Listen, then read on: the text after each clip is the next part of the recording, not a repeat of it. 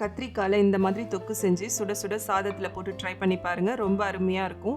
இது சாப்பாட்டுக்கு மட்டும் இல்லை, இட்லி தோசைக்கு கூட ரொம்ப நல்லாயிருக்கும். வாங்க கத்திரிக்காய் தொக்கு எப்படி செய்கிறதுன்னு பார்க்கலாம். ஃபஸ்ட்டு ஒரு பேனில் 3 டேபிள் ஸ்பூன் ஆயில், 1 ஸ்பூன் கடுகு, 1/2 ஸ்பூன் வெந்தயம், 3 காஞ்ச மிளகாய், கொஞ்சம் கருவேப்பில்லை, 1/4 கப் இடித்த பூண்டு சேர்த்து ஃப்ரை பண்ணிக்கலாம்.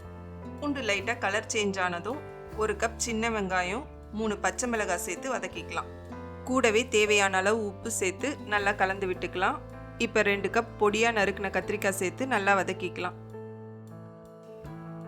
கத்திரிக்காய் பாதி வெந்ததும் 1/2 கப் தக்காளி சேர்த்து மிக்ஸ் பண்ணிக்கலாம். இப்போ வெங்காயம் தக்காளி நல்லா வதங்கினதும் 1/2 ஸ்பூன் மஞ்சத்தூள், 1 ஸ்பூன் மிளகாத்தூள், 1/2 ஸ்பூன் மல்லித்தூள், 1/2 ஸ்பூன் பெருங்காயத்தூள் சேர்த்து நல்லா பைண்ட் ஆகிற மாதிரி மிக்ஸ் பண்ணிக்கலாம். இதுலேயே 1/2 கப் புளி கரைச்சல் சேர்த்து மிக்ஸ் பண்ணி மூடி போட்டு 5 to 6 மினிட் மீடியம் ஃப்ளேமில் குக் பண்ணிக்கலாம். கத்திரிக்காய் நல்லா குழஞ்சி வெந்ததும் காரம் புளிப்பு எல்லாத்தையும் பேலன்ஸ் பண்ண கொஞ்சம் வெல்லம் ஆட் பண்ணி மிக்ஸ் பண்ணால் கத்திரிக்காய் தொக்கு ரெடி.